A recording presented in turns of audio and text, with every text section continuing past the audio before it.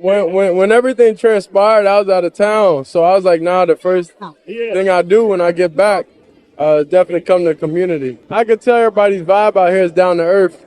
So a lot of people that didn't want me coming out here doing it, but I don't understand why. He's trying to go Brady mode right now. He's trying to read cover 2, right? Like Shedeur Sanders. I'm not sure if you've ever heard of him, but obviously if you watch my channel, you have. And he's doing something that is nothing new to me. Giving back to in-need communities. And I think it's very interesting to kind of speak on this, obviously in the back shadow of training camp coming up and a lot of different people saying a lot of different things about him. So first, let's just get into some of the good things that Shedeur has to say about this awful situation. We're going to also read an article about when it first happened in that community, as well as Shedeur's response, the community's response, and everything else. So let's hop right into how Shedeur felt. The people's QB1. We don't know if he's QB1, but the people's QB1. When everything transpired, I was out of town, so I was like, nah, the first thing I do when I get back, definitely come to the community. I could tell everybody's vibe out here is down to earth.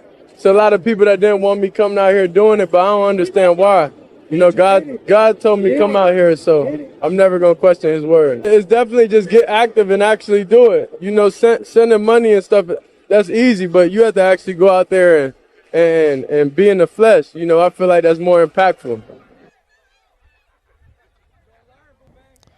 Yeah, and we've got more videos too, and an extended one from the news here. But just if I could add something there, like it's I could just sit here and y'all know I've made plenty of videos. Some people accuse me of spamming too many videos because y'all want to watch them. There's nothing wrong with that.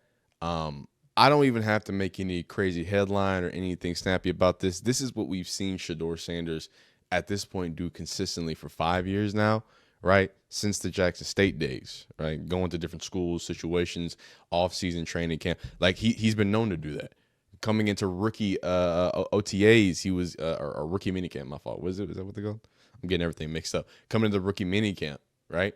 He had the situation, and you know we have that throwback of him going out there with the people. You know what I'm saying? Actually, no, I think this is another situation of him doing. There it is. This is the one because he also did it again before training camp. Again, this is his track record. So it's just interesting to me when I get on here and I say these things. I'm not saying that Shedeur Sanders is what's it called, the next coming of Jesus, right? I'm not saying he's perfect, he's amazing, but the things and the ways people are trying to paint him as, it just never made sense to me, dog. We're talking about somebody who immediately goes to help a community affected with things like this. Since June 23rd, everyone has been not themselves. The past few weeks have been difficult for the residents of the Rainbow Terrace apartments in Cleveland's Garden Valley neighborhood. On June 23rd, more than 40 families sent multiple people to the hospital and took the life of a man who was being deemed a hero for his efforts during the tragedy. The whole community was crying, and now we are mourning the loss of Cordell Sheffield, who was a hero who went in and saved 2 of his stepchildren from burning in a fire explosion. But as you can see here, amid the June 23rd tragedy, the community has found ways to come together, including on Wednesday, the Garden Valley Fun Fest. There's music, food, games, and more, all hosted by Browns rookie quarterback Shedeur Sanders. When everything transpired, I was out of town, so I was like, nah, the first. And we already saw this little snippet here, so we're gonna go to this part just to haircuts, the rest of it. Music, games, and community vendors and resources for those who needed them. I think it's wonderful. It's about time that, you know, these kids look like they're having a great time down here. Because usually it's not just nice. So I'm loving it. Joined by Browns defensive end Mike Hall, Cleveland boxer Montana Love, and others from around Cleveland, Sanders helped bring a little fun to a neighborhood. Okay. And I want to make sure, because as I make these videos, as I make more, you know what I'm saying, I start shoehorning Texans videos and all the different stories, I want to shoehorn some of the other names around Shedeur that might not get as much talk, right? Mike Hall. That's the guy who's been rocking with him since back in rookie OTAs. You know, he was joking around. He's been an immediate impact. So not only is Shedeur out there, but he's giving an avenue for a young player to give back to his community as well. Then as you see the impact that the community is having, they're already like, yo, this is just, people are just happy. Like that is, in this type of community, that's it. This is enough. A cookout some free haircuts, some snow cones, and Shedeur Sanders pulling up. That's enough to reinvigorate when you're talking about a place that not only was just recently affected with something as tragic as it was, but then on top of that, it is just a place that, you know, probably didn't have the maximum amount of opportunities and everything. Clearly, just by her, hey, I just want to see the kids happy. And the fact that Shedeur can do that is great. The fact that other players can do that, the fact that other boxers can do that is absolutely great. I think what I've known, again, y'all seen with the H-Town on, yeah, I got the New Jersey, So y'all know I'm a Texans fan, but I understand Cleveland to be a place where the people that come from are extremely prideful in what they have.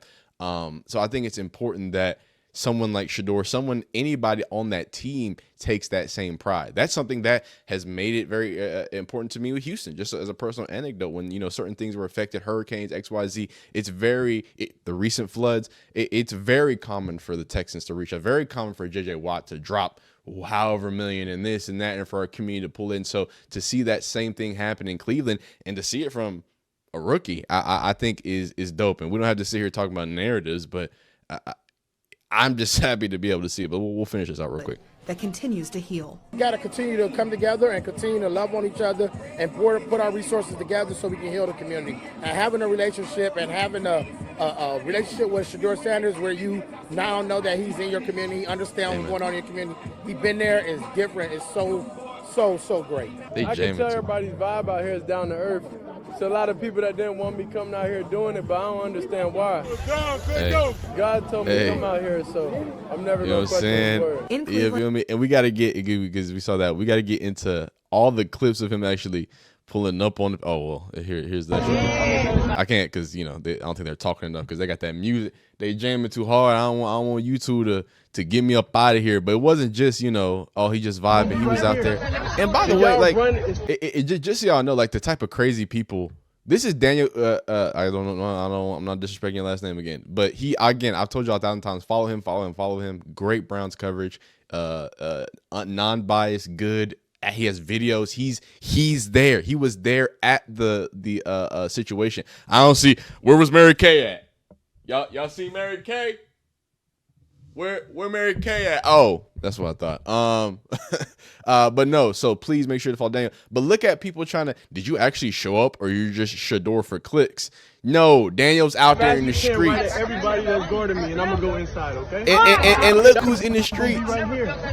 Did y'all run as fast as you can right at everybody that's going to me, and I'm going to go inside, okay? So y'all go Okay, and I want it to be known that Shedeur is not just out here taking Instagram photos, getting flick pics, buying snow cones for the kids. He's out there scheming up plays. Y'all know how it was. You know, middle school. I don't know how many of y'all were younglings and had like older siblings that would play football. So you would have to play football while the football game was going on. You know what I'm saying? Everybody had like a Gatorade bottle, or just if someone brought a football, it was like, it was up. Play a little 7-on-7 matchup, drawing plays on the back of the football. Shedeur's in there with him, cuz. This is I just want to stress that. You know what I'm saying? Say I'm a Glazer. I love when people get back to the kiddos, man. I was recently on a trip. That's why y'all saw I had some pre-recorded videos going out. Wasn't as newsy. And I got to spend some time with my youngers. You know what I'm saying? My little siblings, see them run around. So I gotta, hey, you can call me a Glazer all you want. This right here gets me going. This, you know, I'm not saying Shedeur Sanders is gonna start. I'm not saying Shedeur Sanders is going to throw 5,000 yards and win back-to-back MVPs, get his own line of Audemars Baguettes. All right? I'm not saying that's going to all happen. That'd be crazy, though. But what I am saying is seeing the consistency. Not that, he did this because it was tragic. The consistency of, hey, I want to get back to the community, the kids, everything like that. I think it's absolutely phenomenal. So let's get deeper into the tragedy. So this was reported obviously June 27th, just to give you some background of the whole situation. And then of course there's another Cleveland Cleveland.com article kind of speaking about the impact that Shedeur already had. He's in there. This man is locked in. He don't really he care about the kids, but right now he trying to go Brady mode right now. He really trying to shut it down right now. This He's trying to read cover 2, right? Like, what's happening? He's a little too locked in. No, that's crazy. So June 27th, at least updated June 27th, published, June 2020. 3 remain hospitalized, dozens still displaced after Rainbow Terrace fire. Obviously, we speak about, or they spoke about the gentleman that lost his life as well. So 3 residents remained in the hospital Friday, days after a fire explosion destroyed 44 apartments and wounded several people at an East Side complex. The 3 were in critical condition at Metro Health Medical Center. 2 residents were released from the hospital earlier this week. Just after 4 p.m. Monday, the Rainbow Terrace apartment at East 70th Street and Garden Valley Avenue caught fire. The blaze displaced between 120 and 150 residents and caused $3.5 million in damage, dog. That's crazy. Officials said previously, the American Red Cross has taken in several people needing housing. Norman said others have found temporary housing through government agencies, said Cleveland City Councilman Richard Starr, whose ward includes the apartment complex. Starr called in Ohio Attorney General Dave Yost to launch an investigation into the fire. Yost's office received a letter requesting a probe, but the agency lacks the authority to investigate the fire. Spokesman Steve Irwin, oh, wow, okay. Shout out to Steve Irwin. In an email, Starr told Cleveland.com that the plane dealer that residents had reported the smell of gas for up to a week before the fire. That is consistent with what was what I've never seen this video. Decadalonged. I don't know. I didn't pass 3rd grade literature, son. A resident of the complex told the newspaper earlier this week. So first off, that's terrible. But sadly, this is very common. You see this in predominantly, I'm not sure if you can tell, but predominantly black areas. And this is not me pushing propaganda. This is just me going to environmental science in college. If you just take a college course, you know something about the disproportionate amounts of a terrible, not just access to resources, but the displacement of putting terrible things in awful what's called infrastructure in certain places, right, to preserve other places of the city. Okay, and just as it seems, these residents complaining about gas for over a week. Complained about gas for over a week, the smell of gas for over a week, and then a giant fire. Oh my gosh, so tragic, so unavoidable. But was it? When you read something like that and you read $3.5 million damage, that's what's crazy to me. What's crazy to me, I'm not saying this is Cleveland's fault, because it should be about the tragedy and things like that. My issue after reading this is the front line of this should be residents complain about gas and nothing is done about it. They're talking about, we can't investigate, we can't do this, we can't do that. But we have proof of there's gas. And then while a fire happens, you ever heard of the expression, well, there's smoke, there's fire? Dog, where there's gas, there's a combustion, fam. That's absurd. And before I read the Shedeur part of this, June 27th, it is July 19th. I'll be honest. I live in Georgia. So, this wasn't on the top of my radar. So what I want to say is thank you, Shedeur, for bringing this to light. Everybody's going to get their clicks off about it. And hey, me too. I wanted to cover it. I'm not going, hey, XYZ. But all the other videos you watched, all the other AI channels doing their thug dizzle, going crazy, right? The positive about that is that there is a tragedy happening here in a Cleveland community that now gets highlighted, that now someone from Georgia is talking about. An AI video is talking about it. 50,000 people, however many people watch the conglomeration of this coverage on Twitter, people are talking about it. I never heard about this. And maybe that is from my own ignorance. I'm not saying that that's right on my behalf to not hear about this tragedy, but that and highlighting these things, it's important, right? So stepping aside from football and just speaking about the positive impact, not just a small little situation. Oh, we saw Shedeur, we vibed with him. Oh no, think about the overall impact. I know everybody's gonna get their clicks, but now people, wait, what? There's a place in Cleveland, Ohio, the same place where they're trying to like fork over the residents, right, to pay for a new stadium. Is that not happening? Or for another place in Ohio to get the new stadium. They're trying to get a new stadium. I know that. But when a community of black people say, hey, I smell gas for a week. I'm not talking about it'd be different. Oh, I smell gas next day. Boom. That's tragic. That's awful. Hey, I would appreciate y'all to respond to gas a little quicker than that. But maybe maybe. This was preventable. And now, what I hope at the end of all this, with Shedeur being there, is not just that they know that there's somebody who's going to continue to give back to the community, but the bigger overarching thing is that I hope more people see what's happening to this community in the back shadow of a $1 billion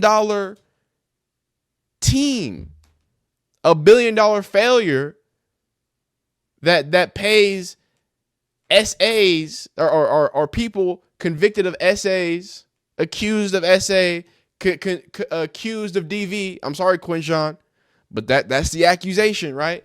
The last year drafted an Ohio State second rounder who was accused of DV. I really want us to put everything in perspective. When we talk about football, we can talk about football. It's just training camp time. So we're gonna talk about X's and O's, can Shedeur throw? You feel me? But in that backdrop, remember there's a community that has been asking and pleading for a simple, can we get the gas line fixed? And then what I deem, after a week, a completely avoidable tragedy because the city don't have enough resources. They don't care. They can't respond to this for a week. Crazy. So good on Shedeur. Good on all those players for being there.